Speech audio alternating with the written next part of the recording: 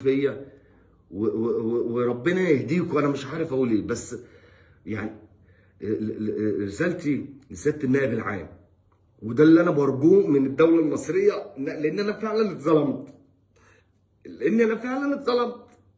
يعني اللي سجنني دوت وشهدوا زور وزوروا ورق، هم كده عادي. بتمنى ان الدوله تفتح تحقيق، ده اللي انا بطلبه، حقي يرجع لي.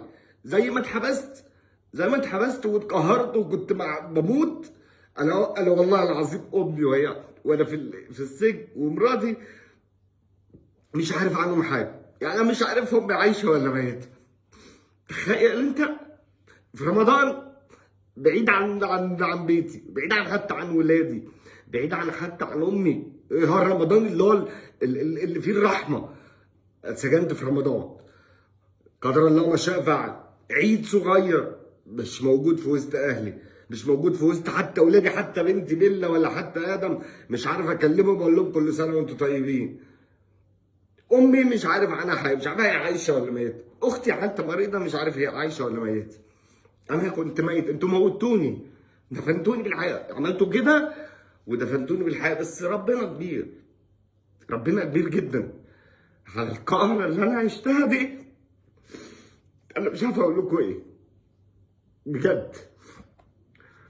انا مش عارف ادعي عليكم ولا اقول الله يسامحكم ولا ربنا، مش عارف، لان كنتوا ما عشتوش الاحساس اللي انا عشته. الناس كلها كانت محترمه معايا، وكله كان بيطبطب عليا، واللي بيحاول يواسيني. بس في الاخر ده بسببكم. انا بقيت بسببكم في الموقف ده. انتوا موتوني في حرفين 4 شهور. انا ميت، ولا عارف حاجه عنكم، ولا عارف حاجه عن امي، ولا حتى اي حاجه، ولا عن اختي.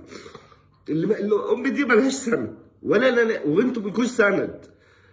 انا السند بتاعكم بعد ربنا سبحانه وتعالى. مراتي حتى ملهاش سند، طيبه وليها اخواتها، بس في الاخر جوزها مش عارف حاجه. انتوا ضيعتوا نفسكم. مش عارف ادعي ولا. انا بتمنى حتى يعني دار الافتاء، والله بجد انا عايز اعرف، يعني بجد احاول اريحهم برايق. اعمل ايه؟ اتعامل معاهم ازاي؟ ولا اعمل ايه؟ ادعي عليهم ولا ادعي لهم ولا اعمل ايه في اللي هم عملوه فيا ده؟ ممكن تقولوا لي رد عليا بعد اذن يعني شيخ الازهر. انت يعني على دماغي من فوق، واخونا الكبير وابونا ودار الافتاء ترد عليا. يا ريت والنبي نزلوا لي حاجه كده، عايز اعرف.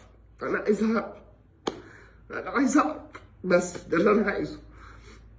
بس بتمنى ان الرساله توصل، وكل الناس اللي وقفت ضدي ارحموا الناس شويه. انتوا ما تعرفوش حاجه. مش هينفع حد يجي يقابل ولاده، ولا يبعت فلوس لحد ويقول لها امضي قاعد باكل، ولا امضي على الاكل اللي انت كلتيه، ولا امضي على اللبس اللي انا جبته لك، امضي على الفلوس اللي انا ببعتها لك. ايا ماليش دخل بقى. امك بتبعتلكيش، ستك ما كانتش بتبعت لك، الله يرحمها، رغم ان كانت ست طيبه. كل ده خلاص مفيش خالص. انتوا حتى تروحوا تقفوا قدام القاضي كده، انتوا مش زعلانين من نفسكم؟ انتوا مش زعلانين من نفسكم ان انتوا تقفوا قدام ابوكم اللي الناس كلها الحمد لله بتتمنى ان يفتخروا بيا؟ ناس كتيره جدا بتشوفني في الشارع يعني الحمد لله انا بسلم على الناس، من اصغر واحد لاكبر واحد، للكبير والصغير. ايه ده؟ ربنا مش عارف ادعي عليكم ولا ادعي لكم، مش عارف حتى. سبحان، بتمنى يا رب ان ربنا يلهمني. فعشان كده بتمنى، يعني انا في موقف صعب. انا واحد من الناس فرحت الحمد لله، كنت جزء في فرحه الناس، كنت جزء في فرحه فئه كبيره جدا. ناس اختلفت معايا واتفقت معايا، دي كوره. فحتى الناس اللي بتحبني قولوا لي اعمل ايه، على الموقف اللي انا فيه دوت. والحمد لله على ابتلاء، بس ابتلاء قوي، ابتلاء حقيقي قوي. الحمد لله يا رب العالمين.